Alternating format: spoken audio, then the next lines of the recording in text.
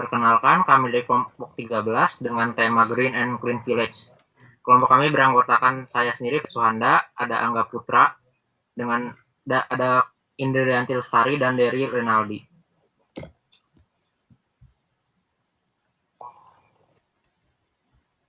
Visi, misi, dan sasaran dari kelompok kami. Visi kami itu mewujudkan masyarakat Dusun Stamplat, Lembah Indragiri menjadi masyarakat yang lebih sehat, cerdas, dan sejahtera, serta mandiri dalam hal ekonomi dan sumber dayanya. Misi kami itu meningkatkan kapasitas dan kualitas sarana prasarana umum dan pemanfaatan sumber daya alam dengan memperhatikan potensi alam yang tersedia di lingkungan desa.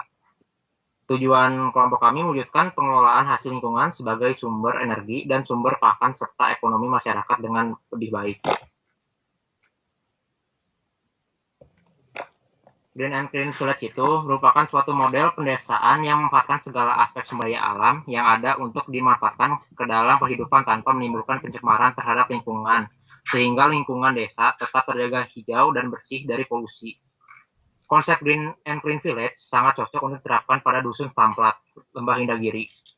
Karena jika dilihat dari kondisi lingkungannya, banyak sekali sumber daya alam yang dapat dimanfaatkan oleh penduduk desa, seperti adanya sungai yang bisa dimanfaatkan sebagai PLTA, tanahnya yang subur sehingga bisa digunakan sebagai media tanam yang bagus untuk berbagai macam tanaman pangan. Model Desa Green and Clean memiliki tujuan untuk mendorong masyarakat, desa, dan dunia usaha di dalamnya untuk memahami permasalahan lingkungan dan dampaknya, serta melakukan tindakan nyata bagi desanya berupa upaya pelindungan dan pengelolaan lingkungan hidup yang baik dan semaksimal mungkin.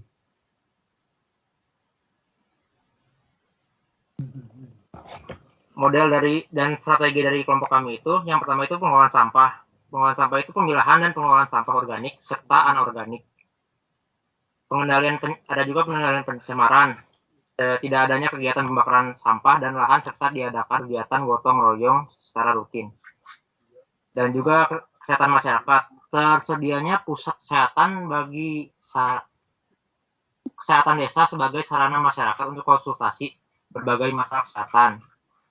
Ada juga sistem pembangkit energi listrik terdiri dari panel-panel surya yang akan dipasangkan pada tiap rumah sebagai sumber listrik cadangan. Sumber listrik utama yang akan digunakan berasal dari PLTA yang dibuat di sungai yang ada dekat desa. Ada juga usaha mikro yang berbasis lingkungan. Kita itu mengedukasi masyarakat untuk meningkatkan kualitas dan mutu usaha masyarakat desa agar berkembang lebih jauh. Dan juga sanitasi lingkungan dan sarana prasarana kebersihan, yaitu ketersediaan air bersih bagi setiap rumah, kebersihan drainase, jalan desa, dan juga MCK.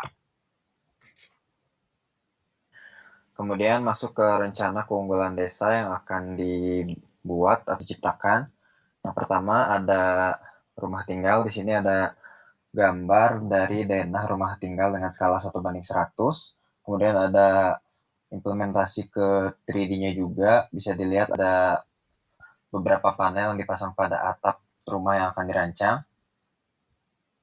Desain rumah yang dirancang memiliki ukuran standar rumah dengan 2 kamar dan 1 buah toilet dengan ukuran 5x7 meter luas rumahnya.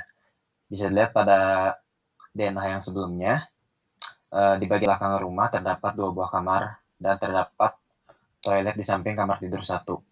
Di bagian depan terdapat ruang keluarga dengan luas sekitar 2,3 x 3,2 meter.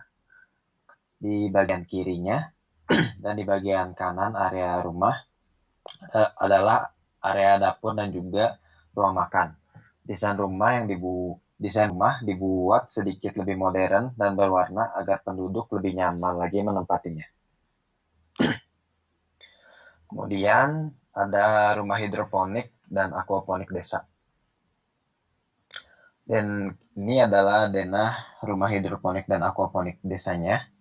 Rumah hidroponik dan aquaponik ini dibuat berdasarkan hasil survei yang telah dilakukan, bahwa sebagian besar mata pencarian penduduk di sana adalah sebagai tani kopi dan sayur. Dengan adanya rumah hidroponik ini, sumber penghasilan bagi penduduk desa bisa semakin berkembang lagi. Dengan adanya rumah hidroponik dan aquaponik, penduduk desa bisa membudidayakan lebih banyak jenis tanaman yang nantinya hasil budidayanya bisa dimanfaatkan untuk diolah sendiri atau juga bisa untuk sumber penghasilan bagi masyarakat desa dengan menjual hasil budidaya tanamannya ke luar desa. Aquaponik juga bisa dimanfaatkan oleh masyarakat sebagai budidaya ikan yang nantinya kotoran dari ikan tersebut bisa dimanfaatkan sebagai pupuk organik bagi tumbuhan. Lalu kelebihan dari aquaponik ini adalah dapat menghasilkan 2 buah produk sekaligus, yaitu sayur dan ikan dari 1 unit produksi.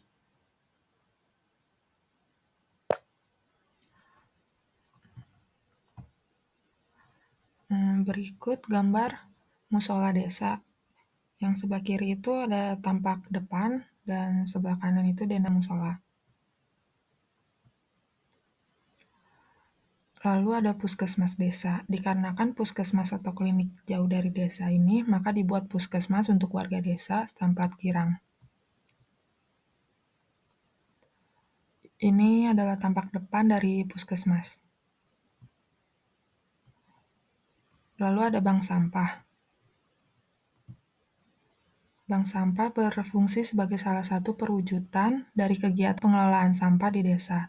Sampah-sampah yang ada dapat dikumpulkan dan dimasukkan ke dalam bank sampah oleh masyarakat sehingga masyarakat mendapat keuntungan lebih dengan adanya bank sampah ini.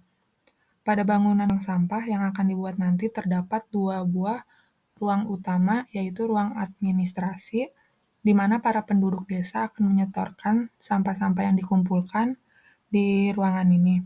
Kemudian sampah tersebut masuk ke ruang pengelolaan sampah untuk dipilah dan dimanfaatkan untuk jadi produk baru yang punya nilai jual, misalnya sampah plastik kemasan kopi instan yang bisa diolah menjadi tas atau tempat pensil.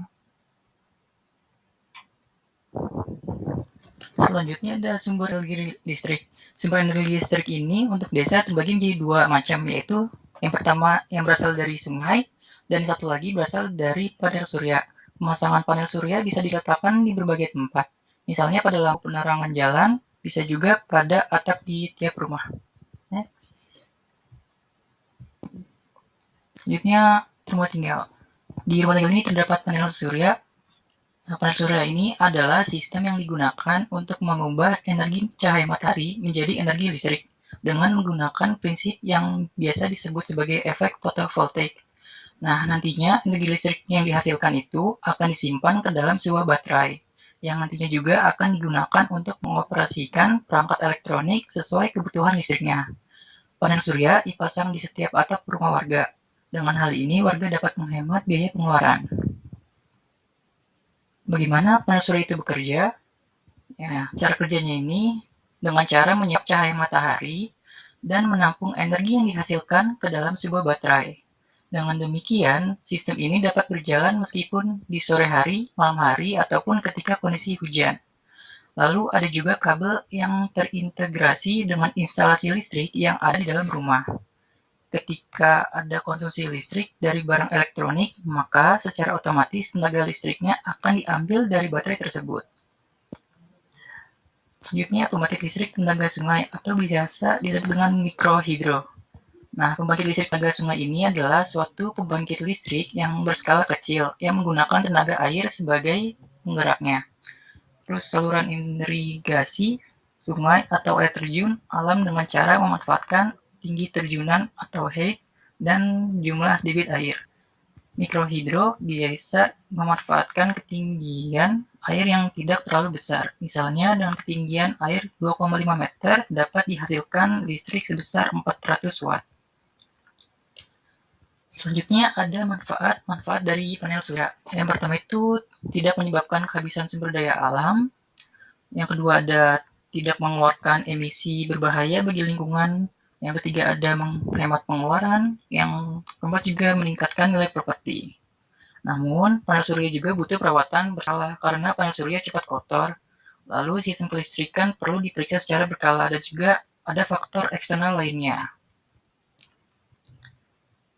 Mungkin cukup sekian dari kelompok 13. Mau kurang lebihnya mohon maaf. Terima kasih.